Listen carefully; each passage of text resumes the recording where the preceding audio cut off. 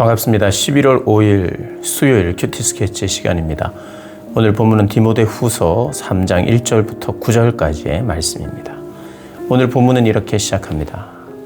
너는 이것을 알라. 말세에 고통하는 때가 이르러 사람들이 자기를 사랑하며 돈을 사랑하며 자랑하며 교만하며 비방하며 부모를 거역하며 감사하지 아니하며 거룩하지 아니하며 무정하며 원통함을 풀지 아니하며 모함하며 절제하지 못하며 사나우며 선한 것을 좋아하지 아니하며 배신하며 조급하며 자만하며 쾌락을 사랑하기를 하나님 사랑하는 것보다 더하며 경건의 모양은 있으나 경건의 능력은 부인하니 이 같은 자들에게서 네가 돌아서라.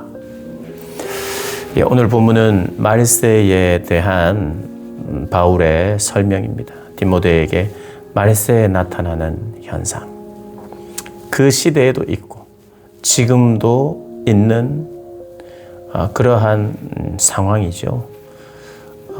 가장 먼저는 사랑에 대한 이야기를 합니다. 사랑하며 자랑하며 무엇을요? 자기를 사랑한다는 겁니다. 사랑한다는 건 참 좋은 것이고 하나님은 사랑의 하나님이세요.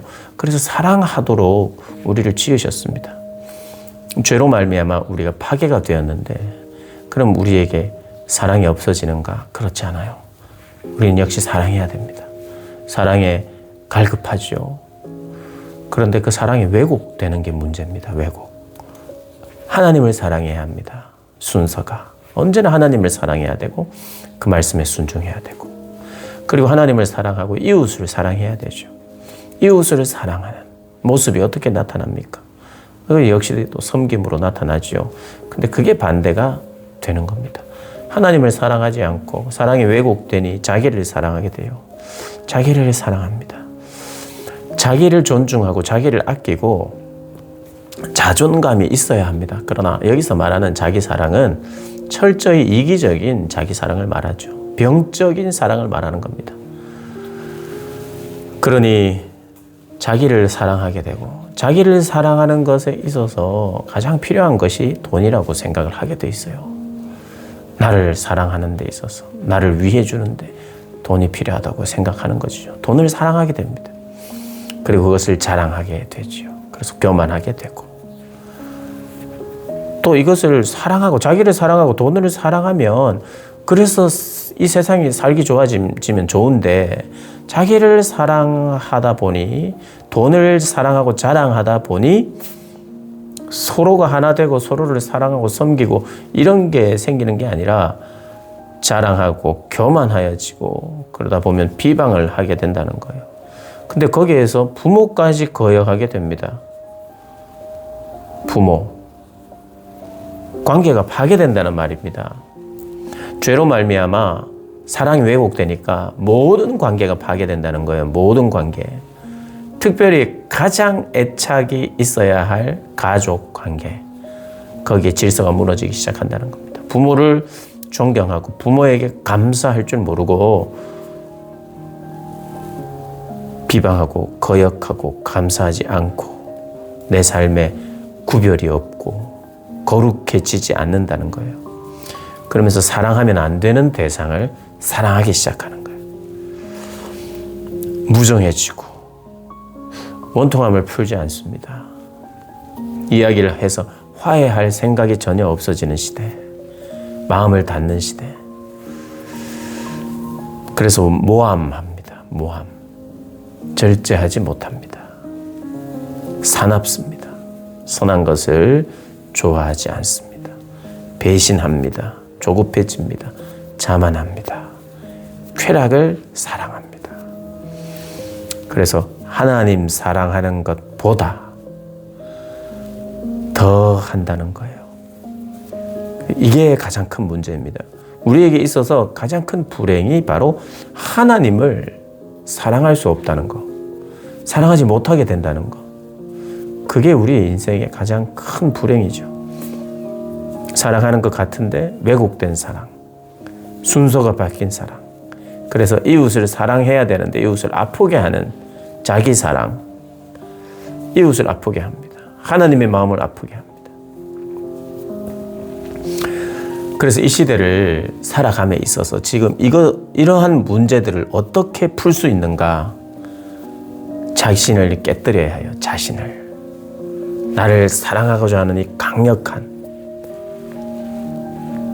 그래서 내가 생각만 바꾸고 내가 결단만 하면 되는 일이 아니에요. 깨뜨려져야 돼요. 자신이. 철저히 깨달아야 돼요. 나를 사랑하고 자기를 온통 사랑할 때 파괴되는 이 파괴의 모습을 보아야 합니다. 믿음의 눈을 열고 내 자신의 그리고 내 자녀의 삶에 파괴를 가져다 주는 자기 사랑, 순서가 바뀌어 있는 내 자신의 사랑에도 순서가 바뀌어 있고 주변에 우리의 사랑하는 자녀들에게도 그 순서가 바뀌어져 있으면 자신을 깨트리고 하나님 앞에 나아가야 합니다. 그러지 않으면 이 모든 고통을 이런 고통 가운데 사는 거예요. 무정하고 원통함을 풀지 않고 모함하고 절제하지 못하는 사납고 이러한 생활에 완전히 노출이 되어서 껍데기 신앙만 가지게 된다고. 오늘 5절에 보면 이게 어떻게 보면 1절부터 4절에 모든 사람들이 믿지 않는 사람들만 이렇다는 게 아니에요. 믿는 사람들 안에도 이게 가능하다는 거예요. 근데 참된 믿음을 소유하지 못한 거죠, 사실. 만약에 참된 믿음을 소유하지 못한 채 신앙생활을 하면 그를 향해서 5절은 이렇게 이야기합니다. 경건의 모양은 있지만 이게 껍데기 신앙이라는 거예요. 겉으로만 그렇게 보인다는 거예요. 여전히 속은 변하지 않고 왜곡되어서 고통과 위선과 미혹을 받으면서 살아간다는 거예요. 그래서 경건의 능력은 부인한다는 거예요. 껍데기만 있으니 안에 있는 내용을 믿지 못하는 거예요. 그 경건의 힘과 능력, 하나님이 주시는 그 사랑과 용서의 능력, 화해의 능력 이런 것을 부인하면서 산다는 거예요.